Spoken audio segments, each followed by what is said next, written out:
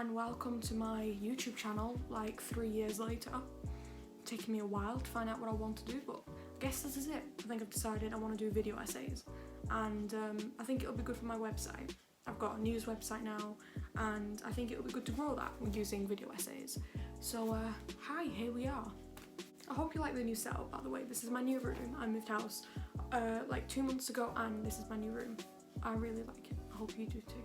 I know everybody hates long intros, so I'm not going to do one, but I just wanted to say I have a website and it's called The Lectures News. I'm going to put it right here for you, and it's an Instagram page where I post opinion pieces and news pieces, often related to student news but not necessarily, and submissions are free, and I would love for any one of you to get involved. If you have a piece written, then please submit it. We'd love to read it, and by we I mean mostly me, and it's a great way to grow each other's work, I guess. So please submit a piece of work if you have any, and the link is in the description down below. So I'm going to jump right into the video, and today's video, as you can tell by the title, is about why your clothes are not lasting as long as you would like them to, and perhaps they might have lasted longer when you were younger or in the past, and now they're not lasting. Why is that? Is it your fault, or whose fault is it? And I'm also going to be talking about the new whatever, about clothes that are probably made for the camera and for the camera only, and for nothing else really. So let's jump right in.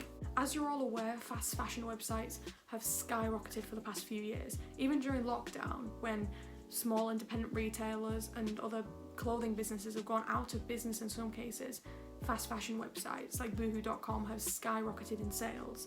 Their sales are higher than before the lockdown, even though people are losing income because of it. But why is it?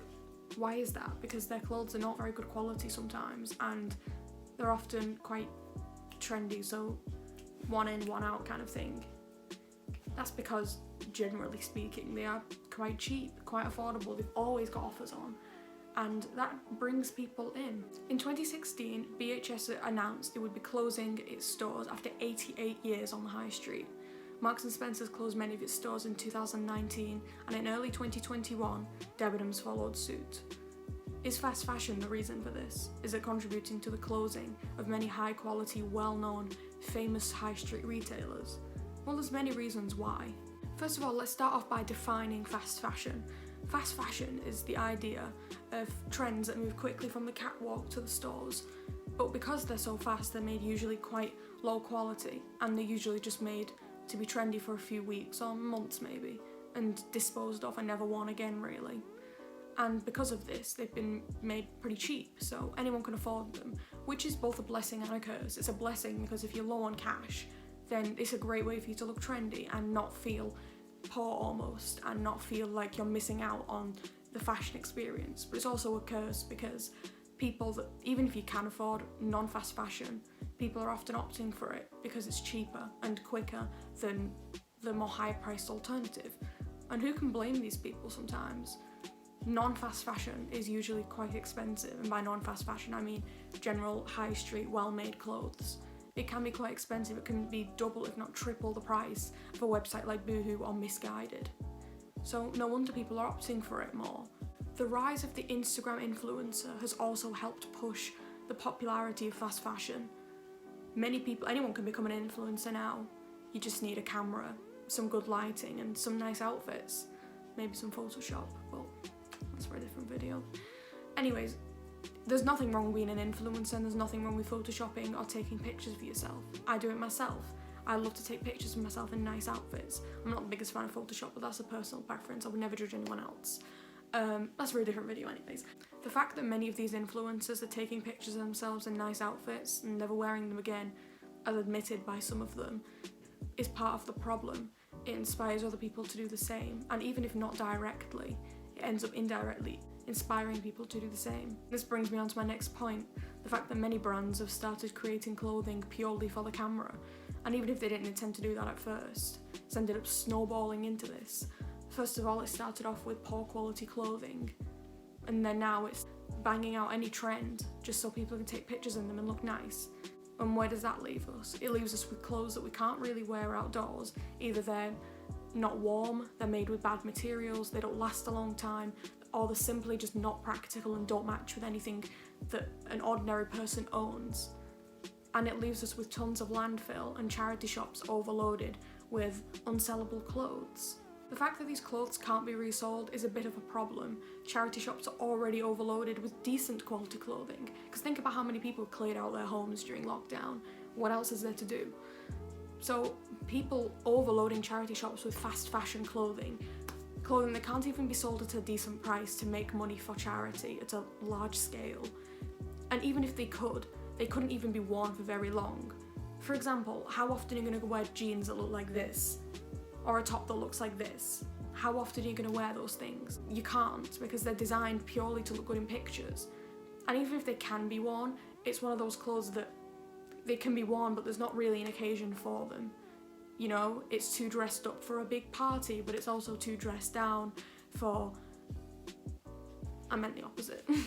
A very logical, but it's better on paper than it is in reality kind of solution that's been created by a lot of people is we need to shop at more sustainable places. The problem with that being that a lot of sustainable places can be quite expensive, especially for a more lower income person that can't afford a higher quality piece of clothing. So what can we do? What can we do that means we can shop affordably but not shop expensively, I guess? As I mentioned before, influencers play a big part in this. They promote fast fashion to their audience. That's because they get paid for it a lot of the time. Brands can pay thousands for people to promote their products if those products are going to get a big audience. People like Kylie Jenner and Emily I can't say her surname, Ratajkowski I think it is, they get paid millions, or if not enough to buy a house just to promote one brand like Fashion Over or Boohoo.com. And I'm not saying those are bad people, by the way, I'm just giving an example. First of all, what we need to do is we need to stop trusting influencers in general, and I don't mean specific people. I'm not saying influencers are bad people. They need to make money and that's how they do it. And if any brand offered someone 500 grand to post some pictures in clothes, I think most people would take that opportunity. But what we also need to start doing is learning to take what influencers say with a grain of salt. We need to learn to realise that this is their job and they're not actually our friends. It doesn't mean they're bad people, but they're not our friends. So we need to stop trusting these people as if they are people that you need to learn something from, because it's not always necessarily true. A lot of influencers are mostly famous because of the money they have or their families or being on a famous TV show. And again, that doesn't mean they're bad people, but it also means they are not necessarily our friends. So we need to learn to appreciate that.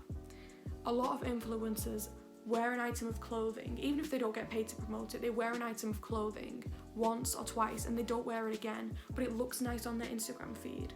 Especially if it was worn for an occasion, then it's most likely not going to be worn again because they've already been seen in the outfit. And even though we are not all high profile celebrities to get photographed everywhere we go, we also don't want the reputation, I guess, of being kind of someone that wears the same outfit to every party, because we want to impress our friends sometimes, even if indirectly or unintentionally. The mindset is still kind of there that we want to look good, because who doesn't want to look good at a big event or a party? But these influencers are making us all, we are starting to think like influencers, and maybe that's not right for us. We need to think like individuals and realise that we're not all living the same lives, and that's okay. Another thing we need to accept is that some people cannot always afford to buy high quality clothing.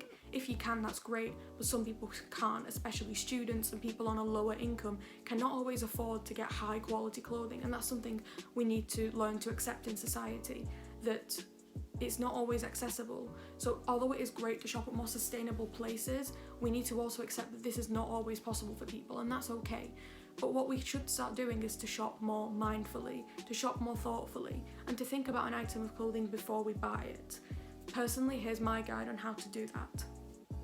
The first thing I do before I buy an item of clothing is think about how the item of clothing has started off, as in, why is this being sold in shops? Is it trendy? Is it just a basic, like a vest or some cycling shorts? Or is it for an occasion or something, so I need it for an occasion? First of all, if it's a trend, I need to think about how long is this trend going to last and how long has it been around. If it's a trend that seems to have been stuck around for a while, it's becoming really popular, a lot of people are doing it, but not in kind of a big kind of explosion kind of way. It's popular in a way that it's kind of slowly started off and now it's become kind of a staple item of clothing. I think an example of this could be mom jeans or cycling shorts, something like that. Something that, although it's a trend and it's popular, it seems to have staying power.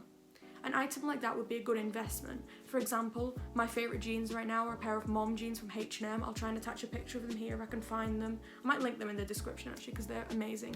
I've had them for just over a year and they are really good quality and I wear them so much. They were only £20 and although they are from sort of a fast fashion website, they are a good quality piece of clothing that has been worn a lot and has staying power. So I don't feel as guilty buying it. Whereas if I bought a pair of those jeans that have hearts on them or like, you know, those like split coloured jeans, I'll attach a picture here if I can find any. Those jeans do not really have staying power and they are mostly for the photograph. They look great in pictures and they look so aesthetic and cute on your Instagram feed, but to wear out, like, I can't think of many. You'll need to get certain tops that match, you'll need to wear them to a certain place, and it's not always practical. I'd feel a bit awkward wearing them around college or something. That's not to say if you wear them around college you look stupid. I think it's amazing you have the confidence to do that because I certainly do not. But I feel like they are not the everyday sort of jeans that you could wear, even though that's okay. I have some trousers that I wear occasionally. I don't wear them all the time. I wear them every now and then, and that's fine. You shouldn't really fill your wardrobe with those things. Because my personal opinion, shopping in outfits, as in I'm gonna buy these pants to wear with this shirt and they have to stay together all the time, is not a practical way of shopping, because then if you wanted to switch it up it might be quite hard, so you'll end up spending more than you needed to. So if you buy a £20 pair of jeans, you might end up having to spend 40 on tops that match, and for me that is personally not a sustainable way to shop long term. Even though personally I think it's okay to have a few pieces like that, you should not have your whole wardrobe like that. My second piece of advice is if you are buying an essential piece of clothing, sometimes there's not really much point going somewhere that's not fast fashion because it's an essential piece of clothing, so it's not really going to be that much better quality if you buy it somewhere else, and they're quite cheap anyway. But if you can find them anywhere else, they usually last a long time. This top I'm wearing right now was from a fast fashion place and it's gone, I don't know if you can see, but it's gotten quite old quite quickly. You can't really tell on camera from far away, but it's like bobbling up. You get like, it's like furry here and it's just not very good quality, so I kind of wish I bought it from somewhere else. I have bought a new one from a non-fast fashion place as far as I'm aware, and it seems to be a lot better quality and I feel like it would last a lot longer. So I think I'm going to take that into consideration from now on. But things, for example, like vests, I like to wear vests sometimes underneath my clothes in winter. I think I get those from fast fashion places because they're just vests in my opinion, and everywhere I've seen them they kind of feel the same and do the same thing, so I don't really buy them from anywhere else. So I think pieces like that, it is also safe to get them from fast fashion places sometimes because they're pretty much the same anywhere. But if you can afford them to get somewhere that's a bit better, for example like these shirts, then I think you should, because then they last a lot longer if it's something you wear often. And my third piece of advice is do not be afraid of being an outfit repeater at parties. I watched the Lizzie McGuire movie for the first time, don't bully me please in the comments, and I saw that scene where I forgot the bully's name. What's the bully's name? Where she had to go Lizzie for being an outfit repeater at graduation. That was a funny scene. Lizzie McGuire, you are an outfit repeater. So my advice would be, if you were to buy a piece for a party, buy a really nice piece that you do not mind wearing again. There's nothing wrong with repeating outfits. Believe it or not, we all do it. But we just don't picture it and put it on Instagram. Or if we do, we just try and hide it. Everyone repeats outfits. We're not all celebrities that are photographed by the paparazzi. So do not be afraid of repeating outfits. Another thing I like to do when I buy an outfit for a party or something, especially if it's like a bigger party, if that makes sense, like an event more than a party, is I like to shop at charity shops and Depop and see if I can find any unique pieces that make me stand out from the crowd, I guess. Because some party clothes are literally just made to be worn for one occasion, like at fast fashion websites. They're made to be worn once or twice and thrown away or never worn again. Don't fall into the trap. If you can go to charity shops, you can find some really nice party pieces at really affordable prices. I personally have seen things from places like Quiz and Debenhams sold at really cheap prices at a fraction of the price. of the retailers themselves. And another piece of advice is check sales, check Debenham sales, check online like quiz websites like that, check the sales, because they sell really high quality pieces at a really affordable price sometimes on sale. So if you can get yourself a nice steal for maybe more expensive than a fast fashion website, but at least you can wear that piece again and again and look amazing every time. By the way, just a disclaimer, these pieces of advice are just personally what I would do. I'm not pushing these on anyone. There's nothing wrong if you don't want to do this. This is personally my advice. If you don't want to follow it, that's your decision. There's nothing wrong with that. So I think that's coming to the end of the video now, and just remember, if you cannot afford to shop sustainably or you simply don't want to, it is your choice. If you want to buy fast fashion, you are happy with it and you think the clothes are good quality, because I bought some good quality clothes. I bought some sweatpants today and they are like really nice quality. They've got butterflies on them. I'll get up and show you actually. These are the sweatpants. They have butterflies on the side and on the inside they're lined with fur, and they are so cute. And personally I love them, and they're from boohoo.com, and I think they were a nice piece, so there's nothing wrong with buying from fast fashion. Anyways, as good as it is to shop sustainably, do not be made to feel guilty by influencers or by anyone else pushing anything else onto you. Remember, shop with what you're comfortable with and what your income is comfortable with, because at the end of the day, that's the most important thing. Don't bankrupt yourself following any influencer, including me. Like, if you don't want to follow my advice, literally just watch this video and ignore it. So there's nothing wrong with that. Anyways, that's all for today's video. I would love it if you liked and subscribed. I'm really trying to get to 100 followers by the end of, I think, July maybe. I would love that, that would be so nice. And please like and share this video, and please check out my website down below, the lectures, news on Instagram, and follow my Pinterest if you like. That's just my personal Pinterest. I've got some weird, cute stuff on there. Nothing to do with my website, just wanted to put my Pinterest really. And I think I'm gonna put my TikTok down below as well. Anyways, I would love it if you subscribed. Thank you so much for watching. Bye.